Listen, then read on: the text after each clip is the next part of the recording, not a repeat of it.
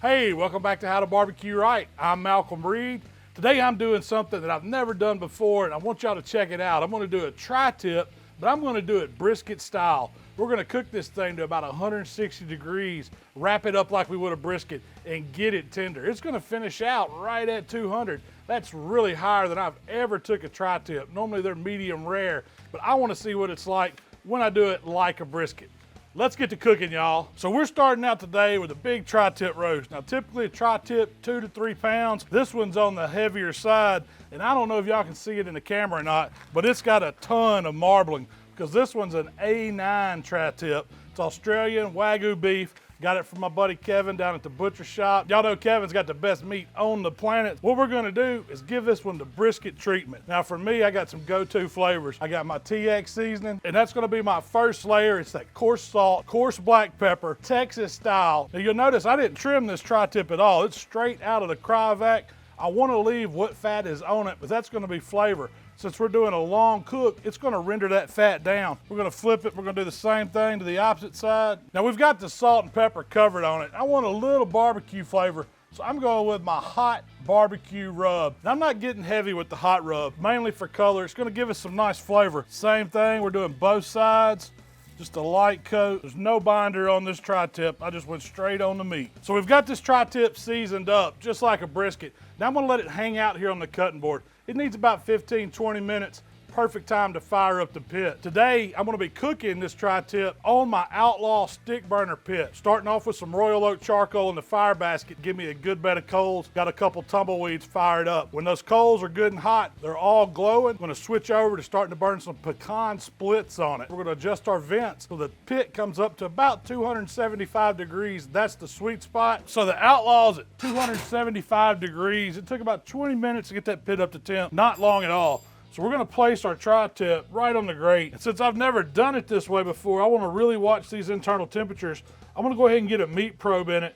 I'm gonna set the first dial for 160 degrees. It's gonna be good bark at that point. That's when we're gonna wrap it up. So let's just put this probe right in the center. I'm gonna kind of make sure I go dead center with it, and that's gonna give us a good point to monitor from. Now we're gonna close the lid, and I'm just gonna make sure my pit stays at 275 degrees.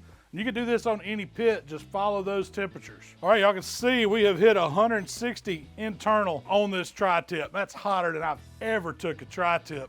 Let's check it out and see what it looks like. It's been 2 hours. I didn't mess with it. The bark on it is beautiful. You can see we got that nice mahogany color going. Crust looks good on it. I'm gonna get it off the pit here. We're gonna take it over to the cutting board. I wanted to use the butcher paper because I wanted to preserve that bark just like we would if we were doing a Texas style brisket. Now I'm also leaving that probe in. I'm just gonna wrap around the probe. I wanna make sure that probe stays right where I have it. So I'm gonna tuck in our paper, and then I'm just gonna start flipping this tri-tip over and wrapping it tight. But that looks like it's gonna stay nice and tight to me. I'm gonna set it down on the pit just like that. We still got our probe inside it. We're going right back in the same place on the pit, right dead center. Still got my probe, that thicker side to the fire. Adjust my ThermalWorks dot up to 200 now. We're gonna close this Outlaw pit up. Let the pit do the rest of the work. All we got to do is maintain the fire. All right, y'all can see my ThermalWorks dot has hit 200. That means this tri-tip brisket style is done. It's been about another hour and 20 minutes is all it took in the wrap.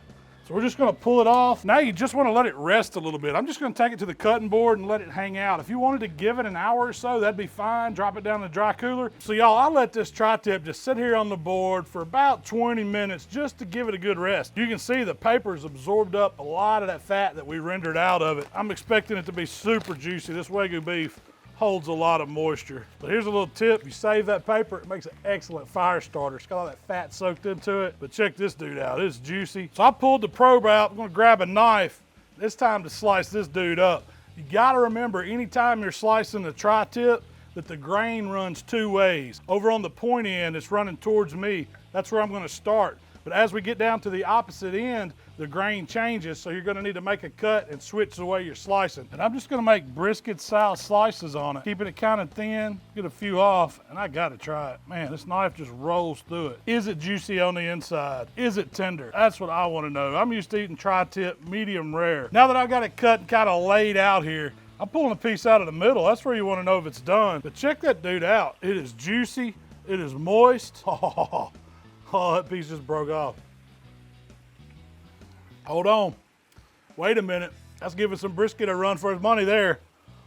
Oh, dude. Now, I expected that Wagyu beef to be juicy, but this is so tender, so silky, melt in your mouth. I mean, it's got some pull to it, but the mouthfeel is phenomenal. I never would have thought that cooking a tri-tip like a brisket, 200 degrees internals where we took it to, would produce a tender piece of meat like that. Basically, it's the tip end of a sirloin, so you expect it to be a lot leaner, a lot tougher. It's working muscle.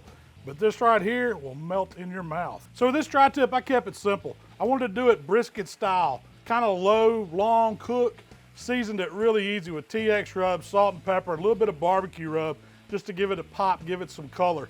We got it on the pit with some pecan smoke at 275 until it got to about 160. Then I wrapped it up in butcher paper just like a brisket. Had that internal probe in there so I could see what it was doing. When it hit 200, took about 3 hours, 20 minutes total. It was done, let it rest, and you've got some of the most tender, most flavorful meat I've ever tasted. Y'all got to try a tri-tip like this. If you see one, grab it up, call my buddy Kevin down at the butcher shop. He'll hook you up. Appreciate y'all hanging out with us today here at How to Barbecue Right. If you like what we're doing, subscribe to that channel. You can find us on Facebook, Instagram, Twitter, even TikTok. And Shell and I are gonna have a long talk about this tri-tip done brisket style on our weekly podcast. Y'all head over to that channel and check it out later in the week. We'll see y'all next time. Tri-tip brisket style. You can call it a Trisket.